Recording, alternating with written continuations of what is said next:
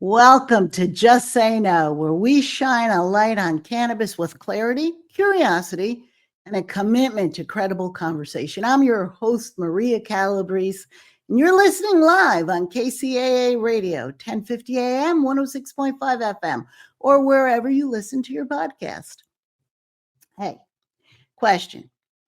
Who was it who said, if you want a thing done well, get a couple of old broads to do it? Yep, it was Betty Davis. And while she wasn't talking about cannabis, let's be honest, she might as well have been. Very easily could have been, because as we're about to hear, women are not just participating in this industry, they're transforming it with vision, with courage, and with a whole lot of grit. So this is part 2 of our special 2-part series on women in cannabis. If you joined us last week or caught part 1, you heard firsthand stories from trailblazing women about what it was like to work in cannabis before legalization, the stigma they faced, and how they navigated conversations with family about studying or working in this emerging field. And today we're taking a deeper look at the broader systems, policies, and power dynamics that shape who succeeds in cannabis and who continues to be left behind. 2019, there was so much hope. Women made up 37% of the cannabis execs. Today, just over 23% are women, and women of color, even less.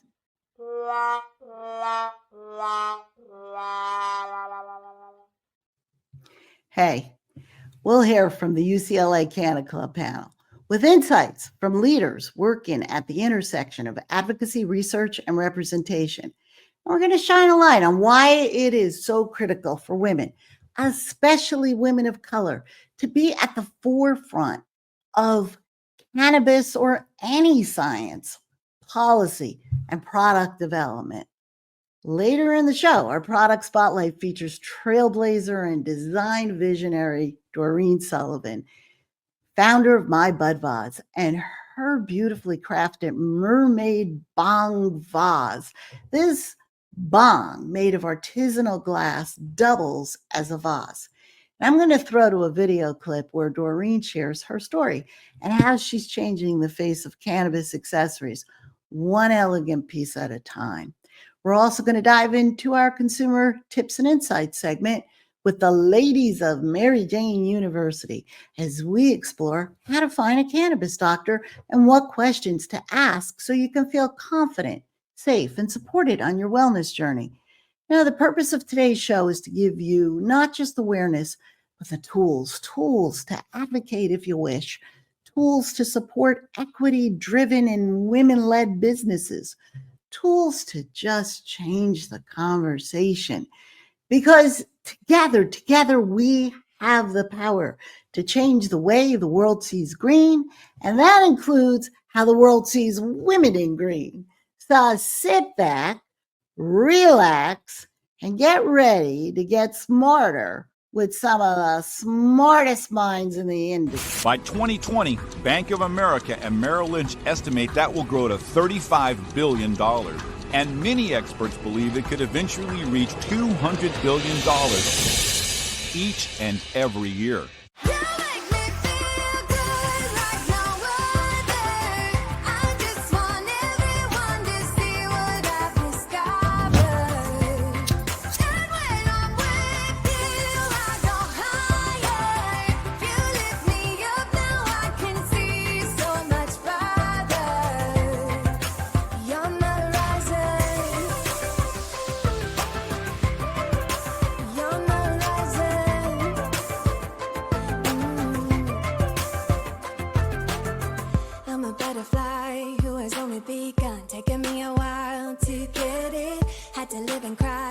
Appreciate life and what you give is worth it. When you hold me, when you hold me so close, I want further in under your skin. Wanna leave a mark so that I can be sure that you remember what's been. I used to be satisfied. Before we dive deeper into today's second part of our two-part series on women in cannabis, I want to take you back to where this conversation began on the campus of UCLA. Just after adult use legalization in California, a group of forward-thinking students launched what became the first student-led cannabis organization in the country, UCLA Canna Club. Their mission? To educate students on the science, policy, and career opportunities emerging in cannabis, and to normalize the conversation around it long before it was even beginning to become considered mainstream. At the helm of this groundbreaking initiative was Maha Huq, co-founder of the UCLA Canna Club, who went on to moderate a really, truly powerful panel titled Women in Cannabis. It brought together such an inspiring and diverse group of pioneers, each of them reshaping the narrative of what women in weed really look like. We'll hear from Ophelia Chung, founder of Potstock Images, Dr. Brandy Cross, PhD, founder of the Pot Lab, and Felicia Carbajal, community organizer and founder of Hi Felicia. Hey, let's bring Maha and this incredible panel in as they discuss equity, science, and representation, and what it takes to build a cannabis industry that's going to work for all of us. We, especially at Canna Club, we are very aware of the social equity program in LA. We've had Kat Packer come in a couple times, speak to us about it. I would like to hear your guys' take on that and why we need it, why is it so important, and what students should know about it. So I'm going to try to kind of tie into the narrative since we're talking about our various communities. So I'm Afro-Indigenous, in case you couldn't tell, usually can't. So that means I'm Black and I'm North American Indian. I'm of Choctaw Nation, although I'm registered as Diné or Navajo. In our communities, we are up against a lot of things because cannabis means jail time. Cannabis means the cops will kill you. Cannabis means a lot more severe penalties, and this goes into Latino communities as well because anyone knows those are indigenous people as well. And it's not Latinos that necessarily pass as white that are being murdered by the police, let's just say. So you're up against a lot of things, even if people believe and grandma keeps a secret plant in the closet that you don't know about, or that bottle of something that she gives you when you're really sick. And the same with Black grandmas too, they do it too. They hide it because all they know is you could go to jail.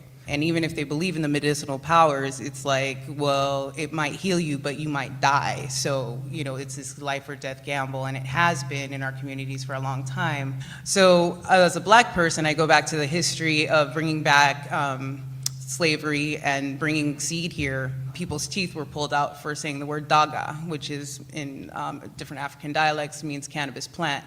They actually removed their teeth. So these things fall into this modern history where we have Black, Latino, and Indigenous people kind of being held back by the quote-unquote legalization efforts. So the social equity bills are really important. A lot of the licensing, and I've read all the dialogue, and one thing I had a problem with is you have to give up your indigenous federal rights for this license. Why would I give up federal indigenous rights on my own land, excuse me, where my other ancestors built for free to have a roki-doki license that I'm paying $10,000 and up a year to have, when nobody's making that kind of money that cares about their patients. Nobody's making that kind of money who labels correctly. Nobody's making that kind of money without oppressing someone else. So I have a lot of issues with the way Prop 65 was written because, 65. Because Prop 215 could have been cleaned up a lot better. Patient advocacy groups were really against it, and a lot of community groups were against it because it took away the right for patients to cultivate for themselves. And it took away their groups, their cooperatives, where people like us would get together and say, oh, hey, we have this garage and we're going to grow 20 plants and we're going to split them between us. And then we're going to have this medicine for a year. So there's a lot of problematic things. So the social equity programs are the only way to kind of bring back free cannabis giveaway farms, cooperative farms, and low-cost medicine for people who are truly sick, because being sick costs a lot of money. If everyone wants to have capitalism, which I personally don't, but if we're going to live in capitalism, everything costs money. And so with nowhere to donate to and nowhere to give away cannabis, we're really hurting the patients while we're rewarding recreational users. That's just my opinion. So on that note, gender equity is also a topic that's floating around in the cannabis industry. There's articles that we're seeing countless times on, within this industry that, oh, female executives are rising, the percentage, the rate, it's rising. Oh my gosh, cannabis industry, best for women. So I did a bit of research. I checked out some stats. While that may be true on some levels, it was reported that there was an almost 10% decrease from 2015 to 2017, the rate of female executives in the cannabis industry. So I'll tell you guys some exact stats right now. This is about 600 people cited from MJ Biz Daily. 36% of executives were women in the cannabis industry in 2015, 26.9% in 2017. So that's a significant drop in my opinion. And when we are considering female minority executives in the industry, they're even lower than that. They are at 5.3%. And something that comes into my head is hopefully social equity changes that. Hopefully we could see more female minority executives and kind of stop it from dropping, because it is on a decline. So when you hear that, oh, the industry is being paved for women, it is, but there's also issues that we gotta take into account. So how are some ways we could address that drop? What do you think happened? Why did that drop happen? Didn't you think the drop happened with licensing? Mm-hmm. Yeah. Nobody Because if you can't get a license, you don't have a company. So most of the small, tiny little craft were women. And so with licensing and the costs, that's why it's dropped. You had asked in your first question when we were talking about social equity and its relevance in the conversation and what students can do. I just wanted to touch on it a little bit more, because if we look at it, I always remember in my day, it was called affirmative action. So we know that affirmative action has been ruled unconstitutional. So we're just trying to figure out solutions and how do we create this equal, fair, and just cannabis industry. This is a new industry. We have an opportunity as women, as people of color, as just people in general who want to support and foster this idea that women are half of the population. So if we're half of the population, that should be reflective. So in terms of as students, you're gonna have to dig a little bit deeper. You're gonna have to fight a lot harder, especially if you're a female, just because we oftentimes don't get that recognition. And one of to touch on what Ophelia said in terms of not having the resources, it's not having the resources, and then the women of color in particular, dude, nobody visits us in jail. Having to remind people, people don't visit women in jail, and this is still federally illegal. So even if you were to go through certain licensing fees and do all of the things that you necessarily have to do, this is still federally illegal. So I would imagine that some moms, some other people, when they were deciding what they wanted to do when they grew up, having a cannabis business isn't one of those things. So that's why it's going to be really important that all of you young people in here who have interest in this conversation, that number one, you support each other, because that's oftentimes you don't see that, and that's such a necessity, that you support each other because, well, all we have is each other, especially in the cannabis industry when it comes to some of the male domination that we're currently seeing. And then with that, it goes their values. So if we're gonna deal with sexism, classism, racism, misogyny, and all of these things that we're trying to eradicate from the conversation, all of you ladies who are sitting here with us, and you gentlemen as well, because we're going to need those strong allies who know how to step up. And then remember to step back, though, guys, because we've been having issues with that. But that's something different. But in terms of, I mean, that's what we're going to have to do to have a equal, fair, and just cannabis industry. Is all of you guys are going to have to just be aware that there's going to be a lot of work. There's a lot of money for some people. But for many of us, especially women, it's going to be a lot of work. It's digging in deep. That's my sister right there. How can I help you? That's my sister right there. How can I help you? And being like sincere. Definitely. Well, on the topic of bringing more to female minorities, so STEM education, as mentioned earlier, how we can connect cannabis with research. So STEM education is already kind of picking its way up with minority communities. It's still lacking, and it's something that, you know, we got to work on. So, Dr. Brandy, how important do you think that women of color need to be represented within the STEM community as well as the cannabis research community? Are they being represented enough? I don't think so, but I'd love to hear from you about that. You've never heard of me, so that answers your question. There's a reason, and it's a lot of white male dominant strong arming. I don't know how many times I'm going to argue with a janitor over whether or not to use gasoline to make cannabis oil, and that you're going to eat, right? As a black woman, people just still look at me. Actually, I don't even need these to see. I just wear them because you perceive me differently if I wear them. They're ADHD glasses for using the computer so that I can read the computer more easily. But I find that when I wear them, people actually take me seriously as a PhD in biochemistry and don't think I'm an artist or a dancer, which I like to dance, or a singer, or, I mean, there's nothing wrong with these vocations. It's just interesting that I would be going somewhere with my STEM family at Hopkins or even my UCLA STEM fam, and we have our little posters, and they check everyone, and they'd be like, yeah, we're going to this cell biology conference, and they get to me, and they'd be like, oh, is this artwork?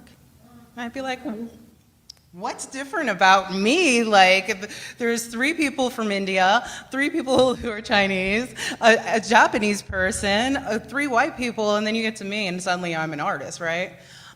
So representation matters, but it also matters if you're actually representing where you came from. And this is, I gotta say this to possibly any minority STEM people here. I grew up in a blue-collar family. I almost said black-collar. A very blue-collar family. I mean, my parents are both ex-convicts. They were both convicted for murder. They were both pardoned. It was in self-defense. This is during the civil rights thing. My mom is Caucasian, but raised me pro-black, so I grew up to fight for my sisters, learning that all people were my sisters and brothers. So going into STEM was a funny thing because they didn't know what the hell I was doing. It's kind of like being Little Sheldon, right? I was just like, oh, this thing, and these rockets, and they were like, okay, whatever. But they offered me unwielded support, and just like any poor people would. I noticed in poor families, they're just like, yay, go Little Magic, and they don't know what the hell I'm talking about. They're just like, do it, yay! And I went to school with some of the richest kids in the nation. I mean, nanny kids, you could tell. They just chewed with their mouth open. They wiped their hands on their pants. You're 25. Like, come on. You really, like, and I felt bad because I knew at least my family might be kind of messed up, but at least they love me. Like, I didn't know what they were going, or if they were going home to the holidays to anyone. And they had all these things and everything, and they were what people expect to be a scientist. They were white, they were male, they were heterosexual, they were soccer players, and, you know, they played rugby or whatever, you know, rich people do. And they were no better scientists than I were. In fact, like, they were like 11th year students, I would say, were mostly white guys that were just like hanging out. And I'm like, really, it must be nice for it to be that easy. Because I was like crying in my books and like always having to prove myself.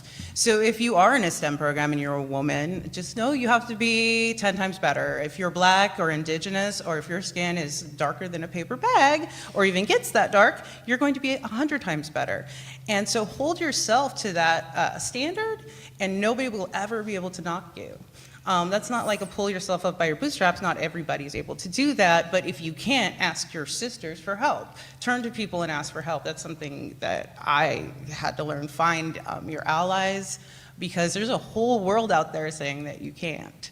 And they'll continue to say you can't even when you're canning. Like I was in grad school canning, winning awards, and people were still trying to dig at me. Other grad students would always be competing with me or whatever. And I ignored it. I held my chin up. I sound so corny. And I kept doing 100 times better because that's the only way. And in our industry, there's like me and like one other PhD in public health that I know of. There's not many women to begin with. Most of the dudes are trying to make money. I saw a very famous lab in the industry posted, "Oh, cannabis stops the spread of HIV."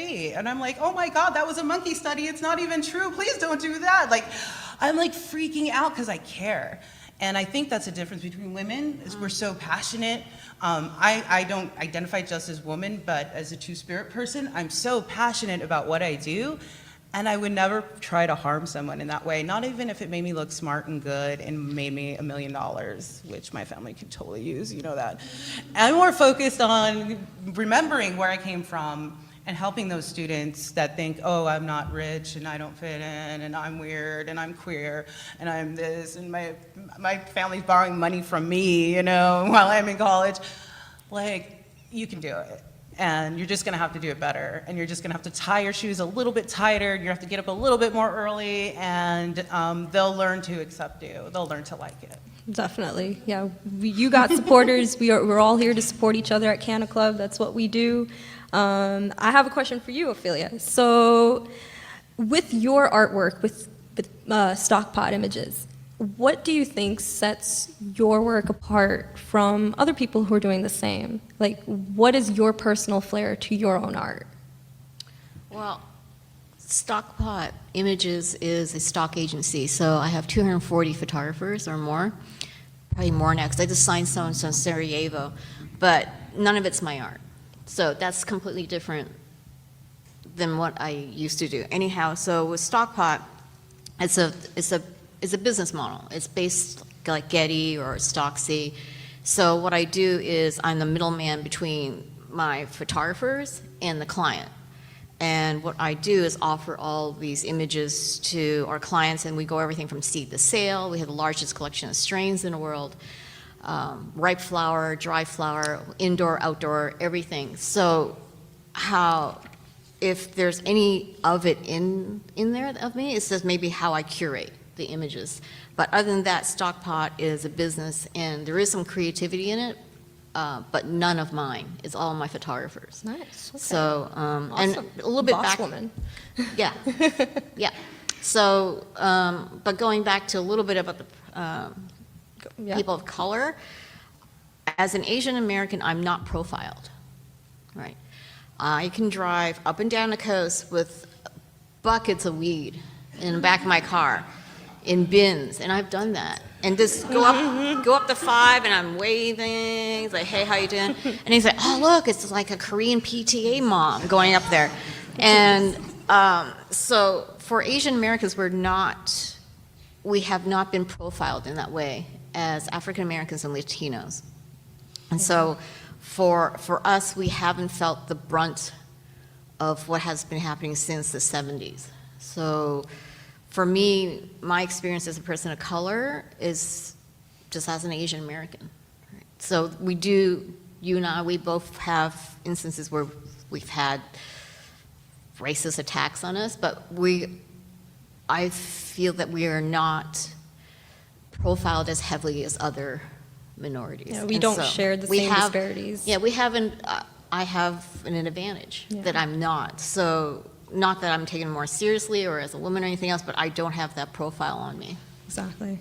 Yeah, there's definitely a lot more disparities amongst, Black and Hispanic communities compared to other people of color. And thank you guys so much. Thank you everyone for showing up, for supporting. It's been a wild ride with this cannabis student group. This is something I've always wanted to do. I'm so glad you guys are all a part of it. And thank you so much to these amazing panelists. Felicia, Thank you. Dr. Brandy, Ophelia, thank you so much.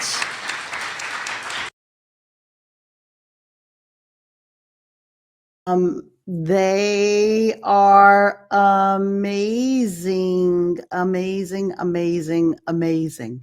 And I had the good pleasure of running into Ophelia Chang after the event.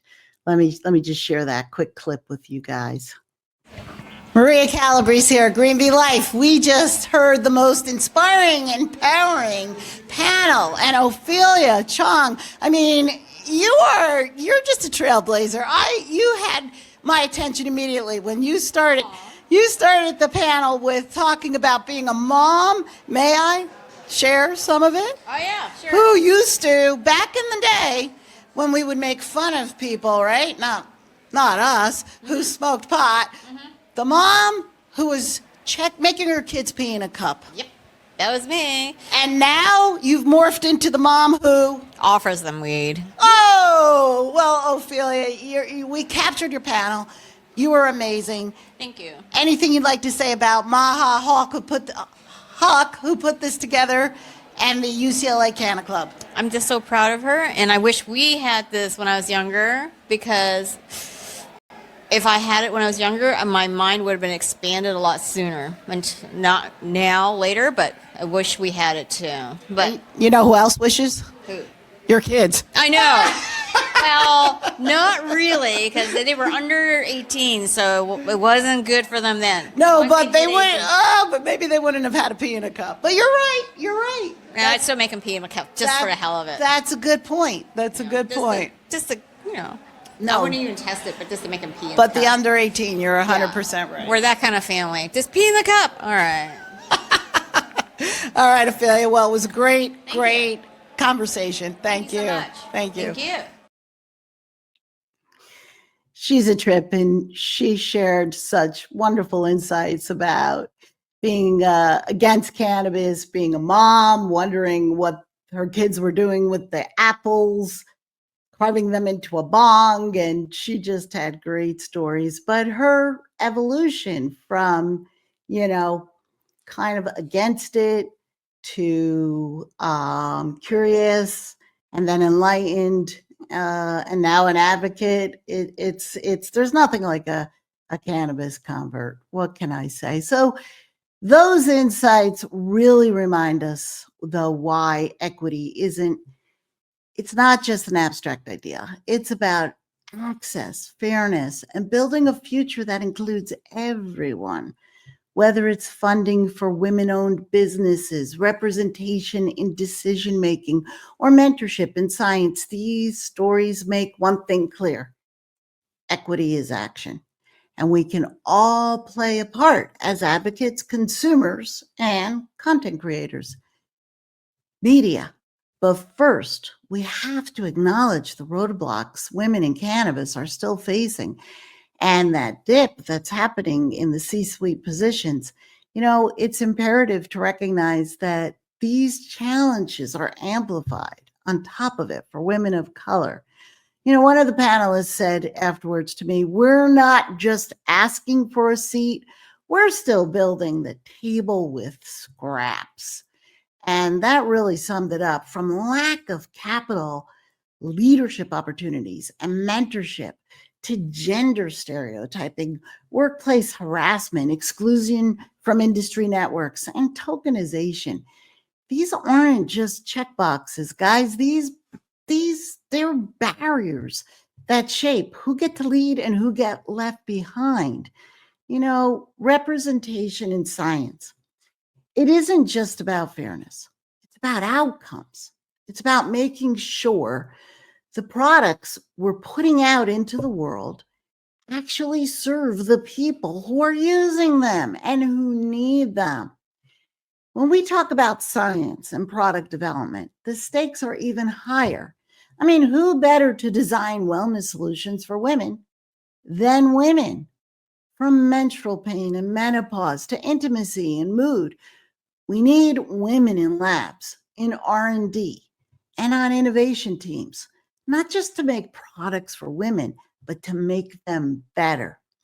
History has shown us what happens when women are left out. A 2011 National Institute of Health study found that only 1 in 4 clinical trials considered sex differences back then, leading to drugs designed for men that didn't work, or even worse, caused harm for women.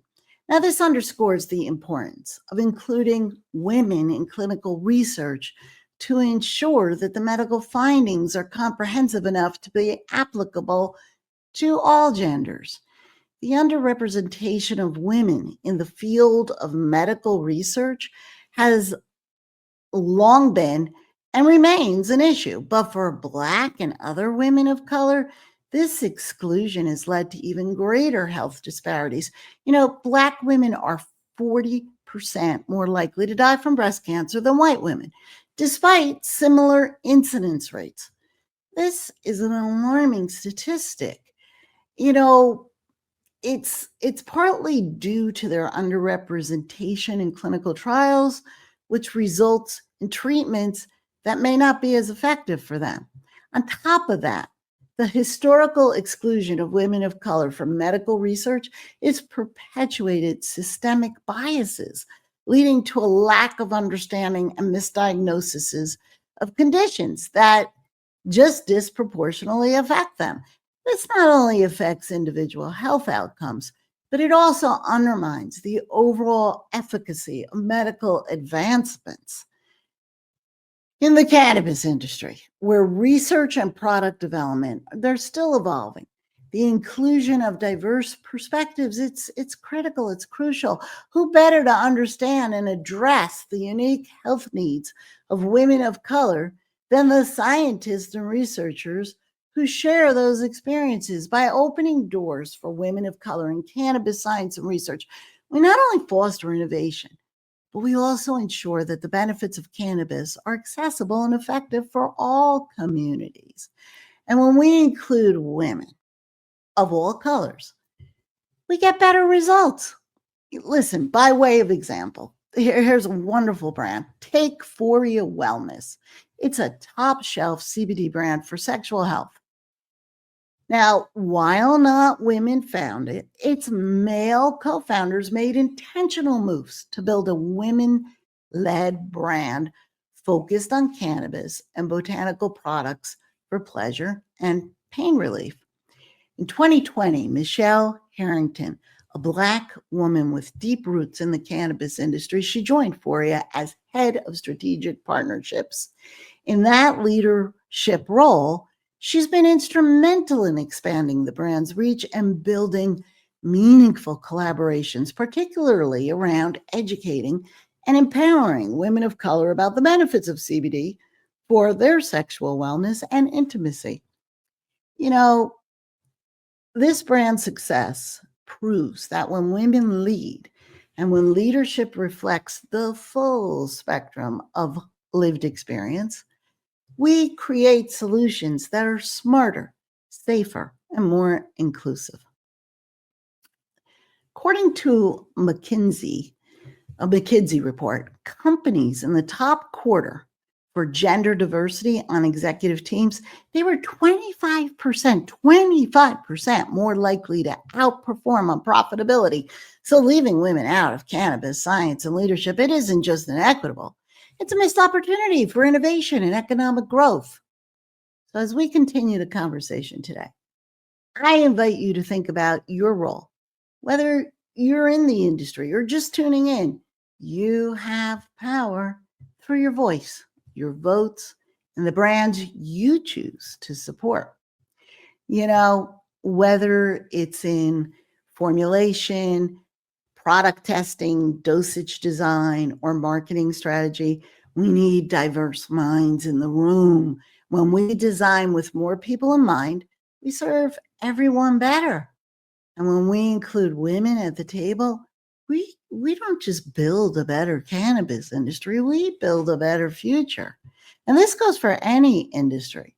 But speaking of women leading the way in this industry, at our very own Green Bee Life, we've always believed in shining the spotlight and celebrating the feminine power rooted in this plant and in this entire movement.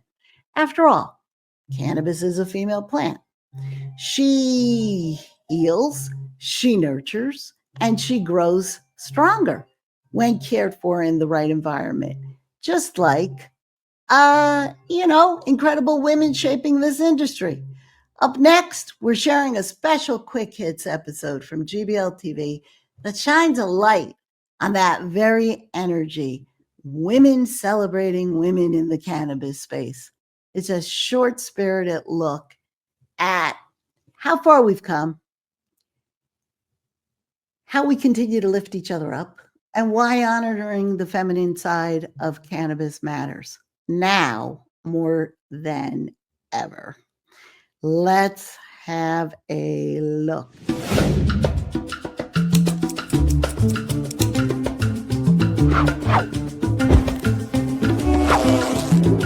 This is very much celebrated as a female plant and feminine energy. Is that why it's Mary Jane and not Mary John? Yeah. Yeah. And its roots are in compassion and caregiving. And as women, we're kind of programmed to do that. And yeah, I've always felt that way. Within the cannabis industry, what is the biggest obstacle that you think we as women face? It's the same thing everywhere. It's patriarchy. So we have to deconstruct patriarchy. But it's a female plant, so why not? We're a nurturing spirit, we're a nurturing sex, just like the plant. So the first time I went into a dispensary, I walk in excited, got my fresh new medical card. It was just crisp paper. I see these two miserable girls in like uniforms. They were scantily clad, they were totally uncomfortable, and I'm like, you guys can't be doing this. And I ended up working there and managing that dispensary and killing all those rules.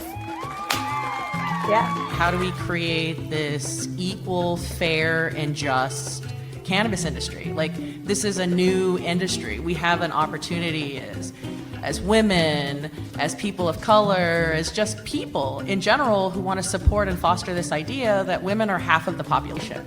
So if we're half of the population, that should be reflective. All we have is each other, especially in the cannabis industry when it comes to some of the male domination that we're currently seeing. So if we're going to deal with sexism, classism, racism, misogyny, and all of these things that we're trying to eradicate from the conversation, all of you ladies who are sitting here with us, and you gentlemen as well, so all of you guys are going to have to just be aware that there's going to be a lot of work. There's a lot of money for some people. But for many of us, especially women, it's going to be a lot of work. It's digging in deep. That's my sister right there, how can I help you? That's my sister right there, how can I help you? And being like sincere. The fabulous problem I had is there are so many women in cannabis today. So what I tried to do was create a really great cross-section of all the types of women involved in the industry. And it was a difficult task to try to narrow it down. So we have 40 women represented in the film. We have a social responsibility to show that it's possible for women to come into this space. So Gina Davis says, if you can see it, you can be it. And I took that to heart. Spend where you want to see your dollars being spent. Find female dispensaries, use the products that are made by female companies, or at least equity-based companies. You know, it doesn't have to be, all women all the time, but that would never actually be the case because women only own about 26% of the companies anyway.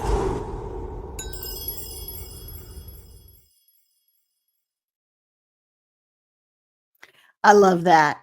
That's on greenbeelife.com, GBL TV. That's our Quick Hits series. Hey guys, stick around. I'm going to be back after a really short break for our Consumer Tips and Insights segment, where we'll hear from the women of Mary Jane University on how to find a cannabis doctor. Stay tuned. Did you know THC and CBD are just two of more than 100 cannabinoids? At Green Bee Life, you can watch GBL TV with an evolving slate of original programming. I'm going up. From a diverse group of on-air personalities. I want my GBL TV. Where we cover everything from pets to wellness, compliance, social equity, culinary arts, sustainability, and much, much more. You can learn from articles on our journal. And you can shop on Know & Go for carefully curated, high-quality products for a conscious lifestyle. Watch, learn, shop. Green Bee Life, changing the way the world sees green.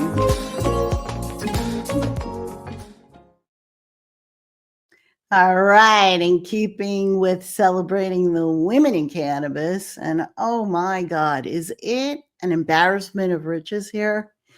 Next up, it's time for our Consumer Tips and Insights segment featuring the wise and witty women of Mary Jane University on the topic of women's representation in science.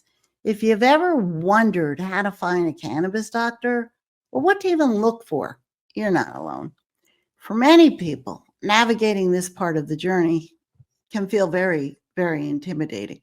And let's be honest, Googling weed doctor near me doesn't exactly give you the guidance or reassurance you need. So here are a few things to keep in mind when trying to find the right cannabis doctor for you. Look for legitimacy. Make sure the physician is licensed and in good standing. That goes for any physician. Bonus points if they specialize in integrative or cannabinoid medicine and they're out there. It's also beneficial if they have additional certifications in cannabis medicine. Seek recommendations. Talk to friends, family, patient advocacy groups, even bud tenders who have experience with medical cannabis. Personal referrals, I find, lead to the best trusted professionals. Check the vibe. Are they focused on wellness and education or just pushing paperwork? You know, a good cannabis doctor should take time to understand your health goals, not rush you through a recommendation form. And come prepared, okay? Bring your medical history, of course, a list of current medications, and the symptoms or conditions you're hoping to treat with cannabis or learn more about whether you can treat them with cannabis, and know your state's rules. Every state has different requirements for qualifying conditions, documentation, and the type of recommendation or card you'll need. And if you're still unsure where to start, platforms like Leafly, Leaf 411, or VeriHeal, they can help connect you to qualified patient-focused doctors in your area. We'll have their resources on our show page at greenbeelife.com. Now, don't just take it from me. Let's hear from the ladies of Mary Jane University, who I absolutely adore and have learned so much from, who know firsthand how powerful it can be to have a medical professional, and how important it is, in your corner. That's part of why Barbie and I started the networking group for cannabis professionals, was because there was a hunger for this information. How I heard that cannabis can help my kid with ADHD, my nephew. Well, where do I find a doctor? As opposed to Ritalin. Right, or Prozac. Baby Prozac. Well, where do I find a doctor? Well, where do you find a doctor? Right, And can you tell us some of the kind of heroes about the pediatricians out there? Oh, yeah. Dr. Bonnie Goldstein is one of our favorites. Someone we really would love to have on.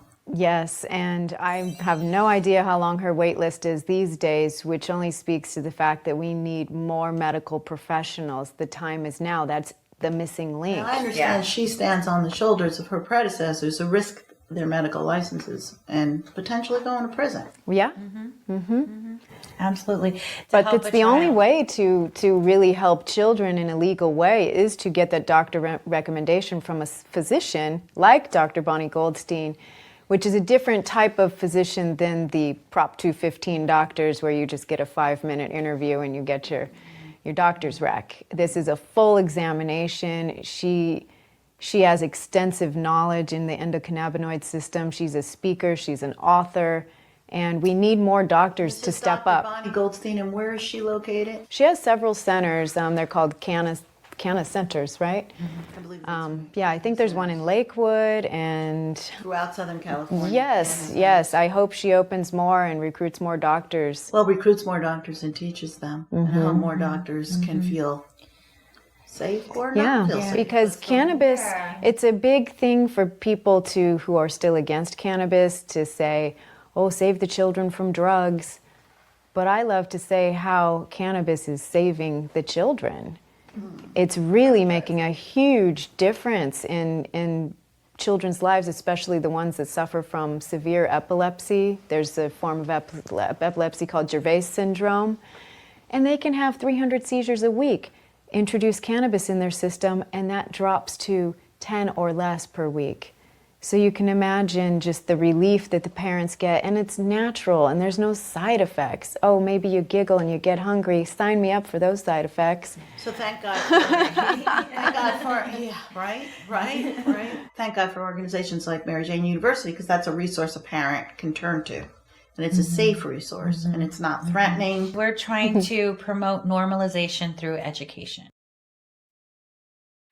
Hey guys, they are trying to promote normalization through education, and it's very important. And the FDA requires me to make this disclaimer that whenever medical claims are made, they have not been evaluated by the FDA, and it's cannabis or CBD has not been evaluated to treat or cure any type of medical condition. So that's another episode, because the FDA dragging their feet on evaluating the efficacy is really not helping move the needle forward. And by the way, there are tens of thousands of studies out there. So we'll have resources on the show page, but I had to give us the little disclaimer. So one name that comes up again and again when we talk about trusted cannabis doctors is Dr. Bonnie Goldstein, that the ladies of Mary Jane mentioned.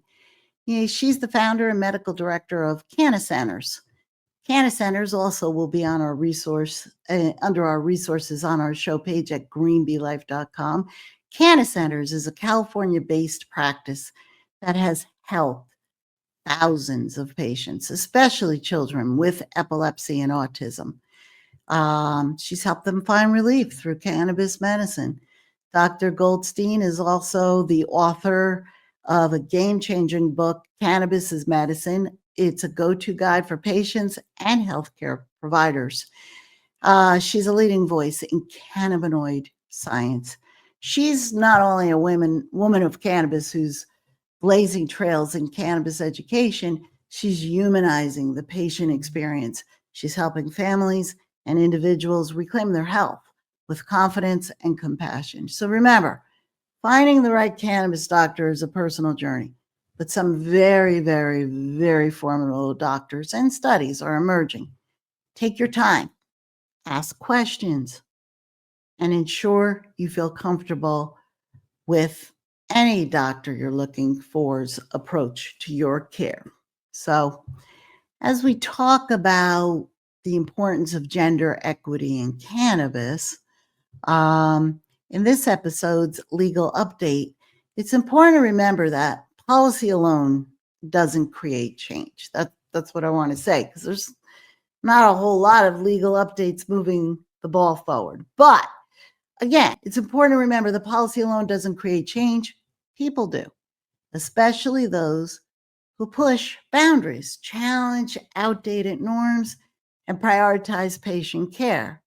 People like Dr. Bonnie Goldstein. She's a true pioneer in the medical cannabis space.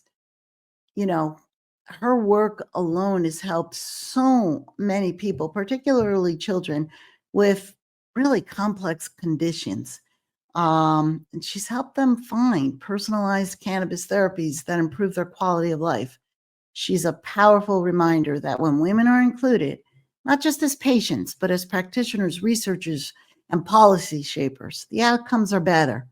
Whether it's shaping how cannabis is prescribed, researched, or understood, women like Dr. Goldstein prove that inclusion in science, and Dr. Brandy Cross, when women are included in science, it It isn't just about fairness. It's about advancing care, improving outcomes, and expanding access. That's why continuing to fight for equity in licensing, research funding, and healthcare representation, and it isn't just the right thing to do, it's the smart thing to do. I want to take a moment to spotlight the evolving legal landscape when it comes to social equity in cannabis. Now, in California, local equity programs, they've been expanding. We have a whole episode on social equity, Just Say No episode, that you could get at greenbeelife.com or wherever you listen to podcasts. But the local equity programs here in our state, California, they've been expanding, including new funding for technical assistance, grant opportunities, and business incubation. However, many of these programs, they face challenges with rollout and accessibility, but groups like the Supernova Women and the Cannabis Equity Policy Council, they're pushing for accountability, transparency, and measurable outcomes. Nationally, lawmakers, they've introduced federal proposals like the MORE Act and the Safe Banking Act, both of which could improve access for minority-owned cannabis businesses. But as of now, progress is still slow, almost stalled with the new administration. It's more important than ever to stay engaged. So vote, support local cannabis equity coalitions, and keep informed, because real change depends on public pressure and participation.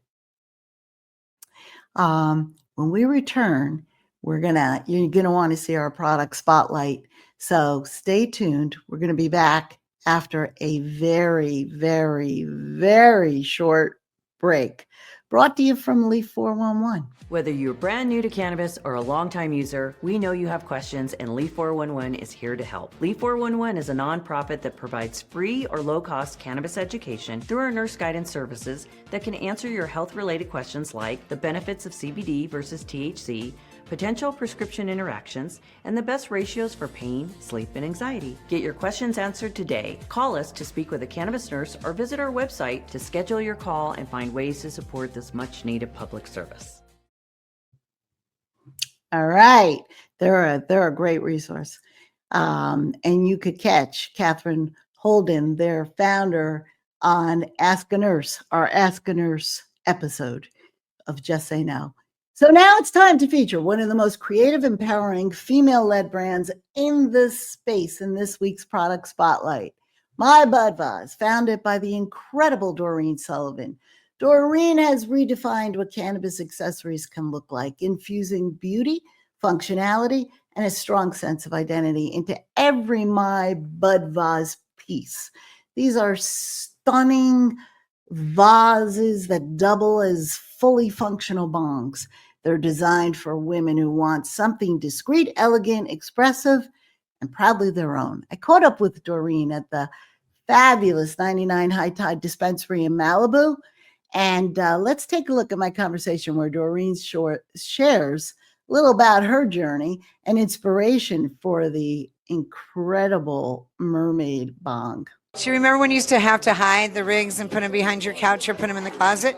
Now you don't have to do that. You can just put a flower in it, turn it around, and you're out the door. Anyhow, so that's just one of the features of our products, but we're very honored to make smoking more beautiful and to be bringing some creative choices to your cannabis lifestyle. Our viewers would love to know anything new on the horizon. Okay, so since we're here and we're celebrating at 99 High Tide, I will tell you that our next collection is going to be mermaid inspired. And we were just talking with Yvonne and Sam, and we're going to launch it here. We would love to have you come back and cover it. And we're going to launch it towards the end of the summer, as soon as, fingers crossed, that the mermaid gets out of the ocean in time. Her name is going to be Yamaya. And Yamaya is the goddess of the ocean, and she protects the waters and the animals of the sea. And Really? I'm so into this piece that I'm literally flying to China to find things to go with it, because I I just feel it creating in me. This piece, I live on the ocean. I look out at the ocean. I'm the ocean's speaking to me, and I just really want to make a beautiful piece that is mermaid and ocean inspired. And fingers crossed that it all looks good. And you're leaving for China tomorrow morning. Yeah, I'm meeting with product developers, manufacturers, glass companies. I'm trying to kind of reorg some of the mechanisms of the typical bong, and then just find decorative pieces, like in things that inspire me. I want to make product globally. I don't want to be limited to a country or a place or a piece. Like everything to me, like this is a small bottle brush flower in coyote, but like it actually is what inspired the color of the bowl and the line. So I obsess over the details of a product. And so I love all these elements that add to the value. Well, it's a feminine trait you talk about, that women are exacters. Exacting, yes. You remember that. Doreen, I've learned so much from you. So I think women, we exact. We want the exact right bong with the exact right bowl, with the exact right flower. Maybe we want the exact right nails with the exact right makeup, with the exact right man. Oh yeah, back to the man. We are. So we can't seem to exact the men right. Wait, we're trying. Sorry, we're not trying to male bash at all. Anyhow, I would like the exact right man. The exacting of a man for me would have a boat and pick me up at the end of the march. Okay, anyhow, beyond all that. No, so that's kind of part of why I'm sourcing. I mean, when you go to another country, like so many people today, they spend all their time looking through a computer to find what they need. But when you can actually get out into another country and you can see all that's available. So I'm praying that my trip is easy and that the universe leads me to things that are going to make beautiful pieces that we can all that's consume fantastic. and enjoy. And how long will you be in China? A week. And then when I get home, we get into May and my favorite holiday of the year, Mother's Day. So something special for Mother's Day. Last year was the rose, yes? Well, Rose was supposed to be a Mother's Day piece, but it didn't come to Rose Day, which was a month late.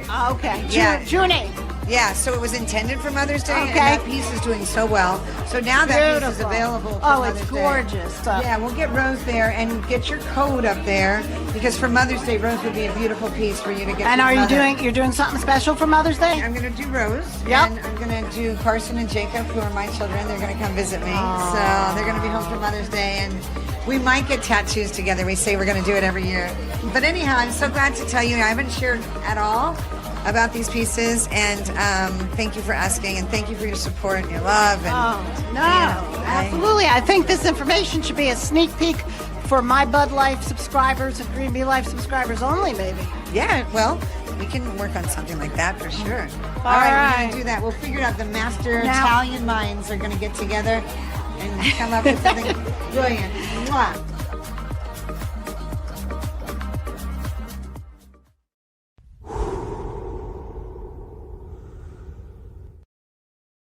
I have to tell you, it has truly been an honor and a privilege putting together this two-part series.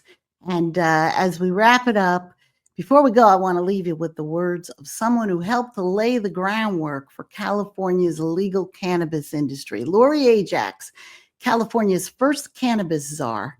In this clip recorded shortly after her appointment in 2016 at the first ever Cannabis Film Festival in Palm Springs, Lori reflects on her early impressions of what she called a magical plant. This is a reminder as we close of the shared respect, responsibility, and hope this plant represents. So I'm going to tell you one last story. Okay, so early on, up in Humboldt County, didn't know anything. Somebody came up to me, a gentleman, and said, "Lori, do you know cannabis is a magic plant?" And of course, at that time, I'm like, "What?" like I didn't know that. I said, "No." And he said, "It is." And he told me all about the properties of the cannabis plant and said, "It's helped so many people. It's really up to you to make sure we honor it and respect it as a magic plant." I don't know at that moment in time I truly understood what he was trying to convey to me. But over these last couple of years, I'm going to tell you, it means a lot to me. That moment in time, I go back and think, it is magic, right? But not just because it's helped heal people, but look at all of us together in this room. Look at all the different people it's brought together to the table. Look at how it's changed all of our lives. I'm going to tell you, I don't consume cannabis, but it's changed my life. And I think it's probably changed all of your life. So, yeah, I think it's magic. Thank you very much and have a wonderful weekend.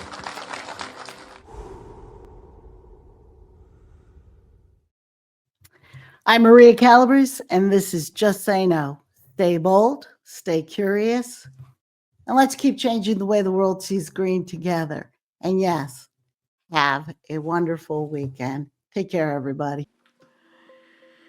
Just Say No is a Green Bee Life presentation airing live weekly on Friday afternoons from 4 to 5 p.m. Pacific